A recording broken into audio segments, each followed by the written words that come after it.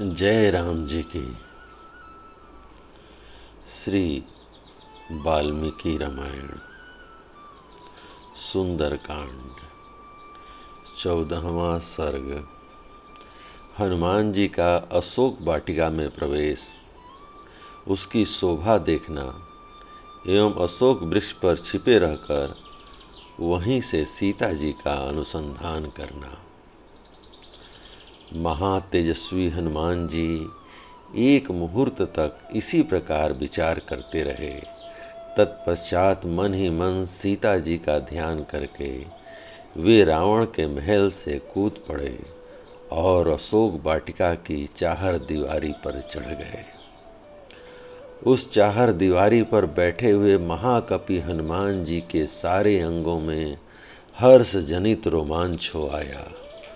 उन्होंने बसंत के आरंभ में वहां नाना प्रकार के वृक्ष देखे, जिनकी डालियों के अग्रभाग फूलों के भार से लदे हुए थे। वहां साल, अशोक, नीम और चंपा के वृक्ष खूब खिले हुए थे। बहुवार, नाग केसर और बंदर के मुंह की भांति लाल फल देने वाले आम भी पुष्प एवं मंजरियों से सुशोभित हो रहे थे। अमराइयों से युक्त वे सभी वृक्ष सत सत लताओं से आवेष्टित थे। हनुमान जी प्रत्यंचा से छूटे हुए बाण के समान उछले और उन वृक्षों की वाटिका में जा पहुँचे।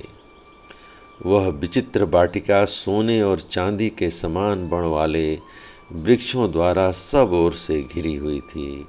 उसमें नाना प्रकार के पक्षी कलरव कर रहे थे, जिससे वह सारी वाटिका गूंज रही थी।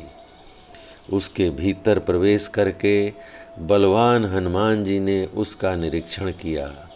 भांति भांति के विहंगमों और मृग समूहों से उसकी विचित्र शोभा हो रही थी। वह विचित्र काननों से अलंकृत थी और नवोदित सूर्य के समान अरुण रंग की दिखाई देती थी। फूलों और फलों से लदे हुए नाना प्रकार के वृक्षों से व्याप्त हुई उस अशोक वाटिका का मत वाले कोकिल और भ्रमर सेवन करते थे। वह वाटिका ऐसी थी जहां जाने से हर समय लोगों के मन में प्रसन्नता होती थी। मृग और पक्षी मदमत्त हो उठते थे। मत वाले मोरों का कलनाद वहां निरंतर गूंजता रहता था और नाना प्रकार के पंछी वहां निवास करते थे। उस वाटिका में सती साध्वी सुंदरी राजकुमारी सीता की खोज करते हुए बानर वीर हनुमान ने घोंसलों में सुखपूर्वक सोए हुए पक्षियों को जगा दिया। उड़ते हुए विहंगमों के पंखों की हवा लगने से वहां के वृक्ष अनेक प्रकार के रंग बिरंगे फूलों की वर्षा करने लगे। उस समय पवन कुमार हनुमान जी उन फूलों से आच्छादित होकर ऐसी शोभा पाने लगे मानो उस अशोक वन में कोई फूलों का बना हुआ पहाड़ शोभा पा रहा हो।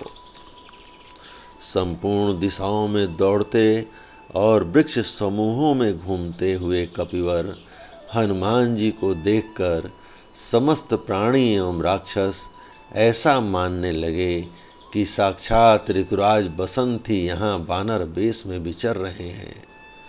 वृक्षों से झरकर गिरे हुए भांति भांति के फूलों से आच्छादित हुई वहां की भूमि फूलों के श्रृंगार से विभूषित हुई युवती स्त्री के समान शोभा पाने लगी।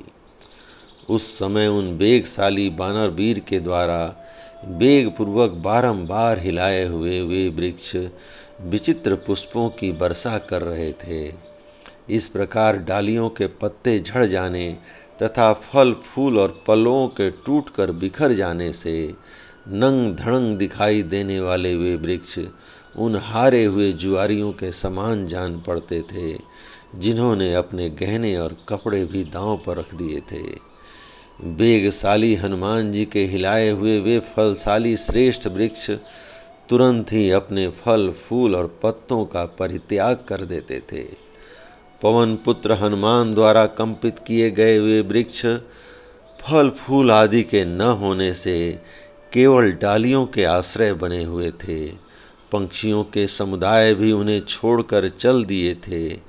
इस अवस्था में वे सब के सब प्राणी मात्र के लिए अगम्य हो गए थे। जिनके केस खुल गए हैं, अंग राग मिट गए हैं, सुंदर दंतावली से युक्त अधर सुधा का पान कर लिया गया है तथा जिसके कतिपय अंग नख छत एवं दंत छत से उपलक्षित हो रहे हैं, प्रियतम के उपभोग में आई हुई उस युवती के समान ही उस अशोक वाटिका की भी दशा हो रही थी। हनुमान जी के हाथ पैर और पूंछ से रौदी जा चुकी थी तथा उसके अच्छे अच्छे वृक्ष टूटकर गिर गए थे, इसलिए वह श्रीहीन हो गई थी। जैसे वायु वर्षा ऋतु में अपने वेग से मेघ समूहों को छिन्न भिन्न कर देती है, उसी प्रकार कपिवर हनुमान ने वहां फैली हुई विशाल लता बल्लरियों के वितान वेग पूर्वक तोड़ डाले। वहां विचरते हुए उन वानर ने पृथक पृथक ऐसे मनोरम भूमियों का दर्शन किया जिनमें मणि, चांदी एवं सोने जड़े गए थे। उस वाटिका में उन्होंने जहां तहां विभिन्न आकारों की बावड़ियां देखीं, जो उत्तम जल से भरी हुई और मणिमय सोपानों से युक्त थीं। उनके भीतर मोती और मूंगों की बालुकाएं थीं। जल के नीचे की फर्श स्फटिक मणि की बनी हुई थी और उन बावड़ियों के तटों पर तरह तरह के विचित्र सुवर्णमय वृक्ष शोभा दे रहे थे। उनमें खिले हुए कमलों के वन और चक्रवाकों के जोड़े शोभा पा रहे थे तथा पपीहा, हंस और सारसों के कलनाद गूंज रहे थे। अनेकानेक विशाल तटवर्ती वृक्षों से सुशोभित, अमृत के समान मधुर जल से पूर्ण तथा सुखदायिनी सरिताएं चारों ओर से उन बावड़ियों का सदा संस्कार करती थीं, उन्हें स्वच्छ जल से परिपूर्ण बनाए रखती थीं। उनके तटों पर सैकड़ों प्रकार की लताएं फैली हुई थीं। खिले हुए कल्प वृक्षों ने उन्हें चारों ओर से घेर रखा था। उनके जल नाना प्रकार की झाड़ियों से ढके हुए थे तथा बीच बीच में खिले हुए कनेर के वृक्ष गवाक्ष की सी शोभा पाते थे। फिर वहां कपिश्रेष्ठ हनुमान ने एक मेघ के समान काला और ऊंचे शिखरों वाला पर्वत देखा, जिसकी चोटियां बड़ी विचित्र थीं। उसके चारों ओर दूसरे दूसरे भी बहुत से पर्वत शोभा पा रहे थे। उसमें बहुत सी पत्थर की गुफाएं थीं और उस पर्वत पर अनेकानेक वृक्ष उगे हुए थे। वह पर्वत संसार भर में बड़ा रमणीय था। कपिवर हनुमान ने उस पर्वत से गिरी हुई एक नदी को देखा, जो प्रियतम के अंक से उछलकर गिरी हुई प्रियतमा के समान जान पड़ती थी। जिनकी डालियां नीचे झुककर पानी से लग गई थीं, ऐसे तटवर्ती वृक्षों से उस नदी की वैसी ही शोभा हो रही थी, मानो प्रियतम से रूठकर अन्यत्र जाती हुई युवती को उसकी प्यारी सखियां उसे आगे बढ़ने से रोक रही हों। फिर उन महाकपि ने देखा कि वृक्षों की उन डालियों से टकराकर उस नदी के जल का प्रवाह पीछे की ओर मुड़ गया है, मानो प्रसन्न हुई प्रेयसी पुनः प्रियतम की सेवा में उपस्थित हो रही हो। उस पर्वत से थोड़ी ही दूर पर कपिश्रेष्ठ पवन पुत्र हनुमान ने बहुत से कमल मंडित सरोवर देखे, जिनमें नाना प्रकार के पक्षी चहचहा रहे थे। उनके सिवा उन्होंने कृत्रिम तालाब भी देखा, जो शीतल जल से भरा हुआ था। उसमें श्रेष्ठ मणियों की सीढ़ियां बनी थीं और वह मोतियों की बालुका राशि से सुशोभित था। उस अशोक वाटिका में विश्वकर्मा के बनाए हुए बड़े बड़े महल और कृत्रिम कानन सब ओर से उसकी शोभा बढ़ा रहे थे। नाना प्रकार के मृग समूहों से उसकी विचित्र शोभा हो रही थी। उस वाटिका में विचित्र वन उपवन शोभा दे रहे थे।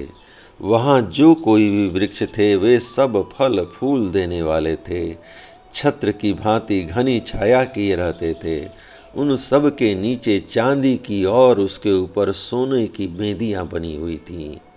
तदंतर महाकपि हनुमान ने एक सुवर्णमयी सिंह सपा अशोक का वृक्ष देखा, जो बहुत सी लता वितानों और अगणित पत्तों से व्याप्त था वह वृक्ष भी सब ओर से सुवर्णमयी वेदिकाओं से घिरा था।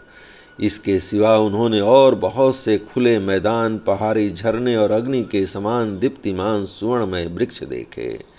उस समय वीर महाकपि हनुमान जी ने सुमेरु के समान उन वृक्षों की प्रभा के कारण अपने को भी सब ओर से सुवर्णमय ही समझा।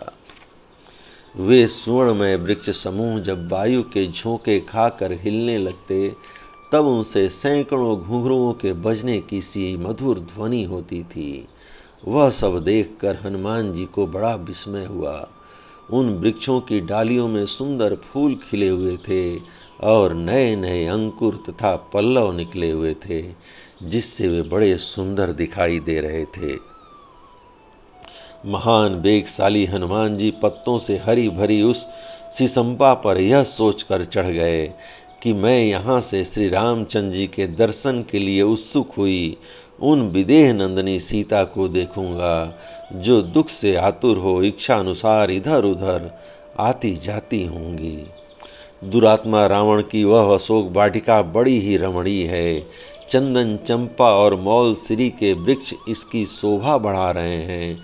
इधर वह पंक्षियों से सेवित कमल मंडल सरोवर भी बड़ा सुंदर है। राजरानी जानकी इसके तट पर निश्चय ही आती होंगी।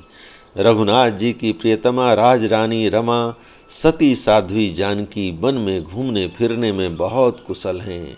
वे अवश्य इधर आएंगी, अथवा इन वन की विशेषताओं के ज्ञान में निपुण मृग सावक नयनी सीता आज यहाँ इस तालाब के तटवर्ती भाग में अवश्य पधारेंगी, क्योंकि वे श्री रामचंद्र जी के वियोग की चिंता से अत्यंत दुबली हो गई होंगी और इस सुंदर स्थान में आने से उनकी चिंता कुछ कम हो सकेगी। सुंदर नेत्र वाली देवी सीता भगवान श्री राम के विरह शोक से बहुत ही संतप्त होंगी। वनवास में उनका सदा ही प्रेम रहा है, अतः वे वन में विचरती हुई इधर अवश्य आएंगी।